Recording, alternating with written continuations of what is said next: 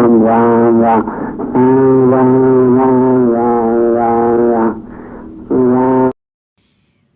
जय श्री राम, जय बजरंगबली, जय बाबा नीम करौली।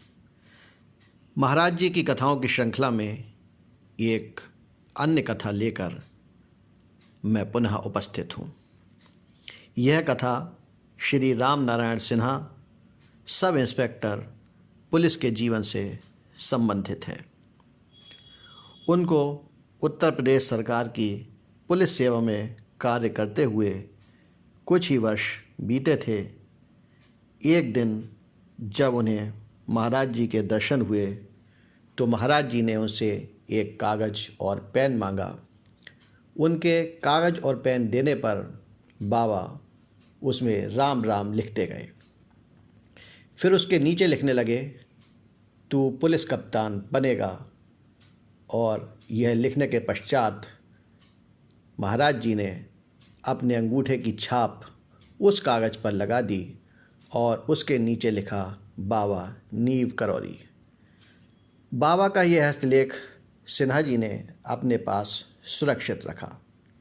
उस समय अंग्रेजी शासन था। उनका इस छोटे से पद से आईपीएस अफसर होना किसी भी प्रकार से संभव नहीं था।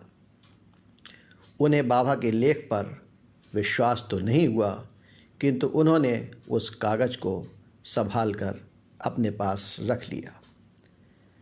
कालांतर में जब 1947 में भारत स्वतंत्र हुआ, अंग्रेज अफसर इंग्लैंड चले गए और मुसलमान पुलिस अफसर पाकिस्तान चले गए, तब उत्तर प्रदेश पुलिस में पुलिस अफसरों की बहुत कमी हो गई। ऐसे समय में सिन्हा जी को कप्तान बनने का सौभाग्य प्राप्त हो गया। आप इस पद पर 5 वर्ष से अधिक कार्य कर चुके थे।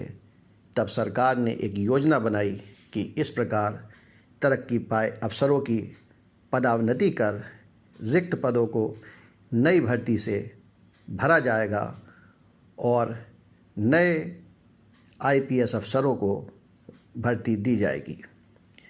सिन्हा जी कहते हैं कि वे इस योजना से अत्यंत दुखी हो गए। एक रात वे अपनी पत्नी से कह रहे थे कि वे अब अवकाश ग्रहण कर लेंगे और यदि आवश्यकता हुई तो त्यागपत्र भी दे देंगे, पर लज्जित होकर आगे कार्य नहीं करेंगे।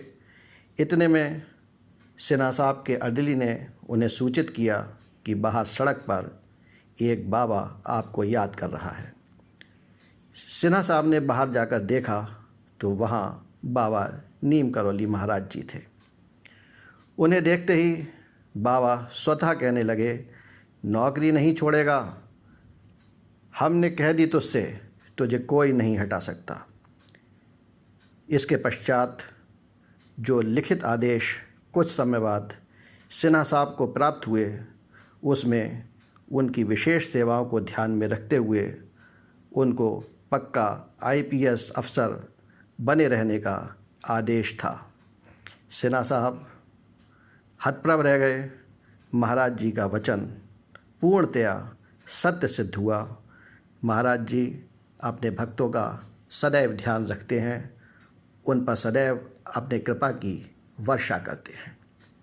बस आवश्यकता है तो उन पर पूर्ण विश्वास की और भक्तिभाव से उनके प्रति पूर्णतया समर्पित होने की। महाराज जी से संबंधित यह कथा यदि आपको अच्छी लगी हो तो इसे लाइक कीजिए, शेयर कीजिए, और यदि आपने अभी तक हमारे इस चैनल को सब्सक्राइब नहीं किया है तो कृपया अवश्य कर लीजिए। महाराज जी की कृपा हमारे और आपके जीवन में सदा सर्वदा बनी रहे, ऐसी मेरी उनसे प्रार्थना है। जय श्री राम, जय बजरंगबली, जय बाबा नीम करौली।